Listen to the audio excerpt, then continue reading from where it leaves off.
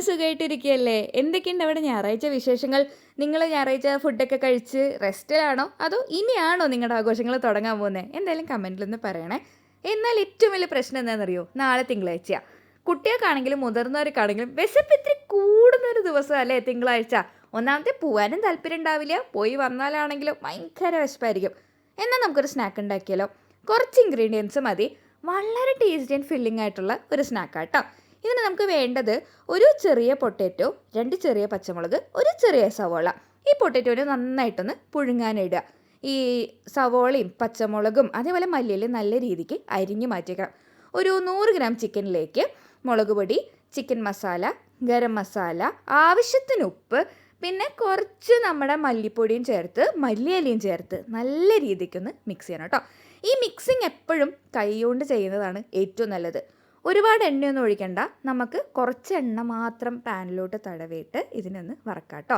കാരണം ഈ ചിക്കൻ തന്നെ ഫാറ്റും വെള്ളവും ഒക്കെ വരും. അതിൽ തന്നെ ഈ ചിക്കൻ കിടന്ന് കുക്കാവുമ്പോൾ ബോൺലെസ് ചിക്കന് ഒരു സ്പെഷ്യൽ ടേസ്റ്റ് വരും.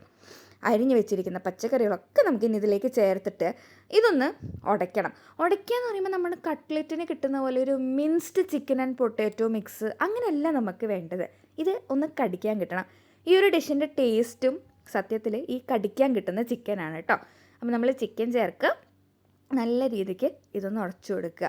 പ്രത്യേകിച്ച് ഇത് കടിക്കാൻ കിട്ടണമെന്ന് പറയുന്നത് ഈ വിശന്നിട്ടായിരിക്കും നമ്മുടെ കുട്ടികൾ വരുന്നത്. അപ്പോൾ കട്ട്ലറ്റ് മാതിരി കൊടുത്തു കഴിഞ്ഞാൽ അവരുടെ വിശപ്പും പോവില്ല, പിന്നെ രാത്രി വീണ്ടും അവർക്ക് ഓവർ ഈറ്റ് ചെയ്യാനുള്ളൊരു ടെൻഡൻസി വരും. പക്ഷേ ഇങ്ങനെ ഇങ്ങനെ അത്യാവശ്യം കടിക്കാൻ കിട്ടുമ്പോൾ ആ വിശപ്പ് ഓട്ടോമാറ്റിക്കായിട്ട് പോവും, ഡിഷ് ഹെവി ആവുകയും ചെയ്യും കേട്ടോ. അപ്പോൾ നമ്മളിങ്ങനെ ഉടച്ച് മാറ്റിയ ഇതൊരു സൈഡിലേക്ക് വെക്കുക. മൈദ കുറച്ച് മതി, ഒന്ന് കുഴച്ച് വെക്കുക. പിന്നെ നമ്മൾ നേരത്തെ അരിഞ്ഞ് വെച്ച മല്ലിയില.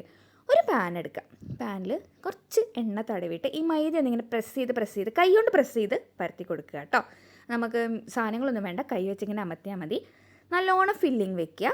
അത് കഴിഞ്ഞ് അടുത്തൊരു മൈദ എന്താ പറയുക അതുപോലെ പരത്തിയതിനെ എടുത്തിട്ട് ഇതിങ്ങനെ കവർ ചെയ്തിട്ട് അറ്റം ഇങ്ങനെ സീൽ ചെയ്ത് കൊടുക്കുക കേട്ടോ. പിന്നെ ഈ പ്രഷർ പോകാൻ, ഈ ആവി പോകാൻ ഒരു ചെറിയ സൈഡ് ഉണ്ടാവില്ലേ, ആ സൈഡിലൊരു ടിഷ്യൂ പേപ്പർ വെച്ച് കവർ ചെയ്ത് ആവി ഇതിൻ്റെ അകത്ത് തന്നെ നിർത്തുന്നതായിരിക്കും നല്ലത്. ലോ ഫ്ലെയിമിൽ വെക്കുക, തനി അത് മൊരിഞ്ഞോളും. ഓക്കെ, നമ്മൾ എണ്ണയൊക്കെ തേച്ച് കൊടുത്തിട്ടുണ്ടല്ലോ.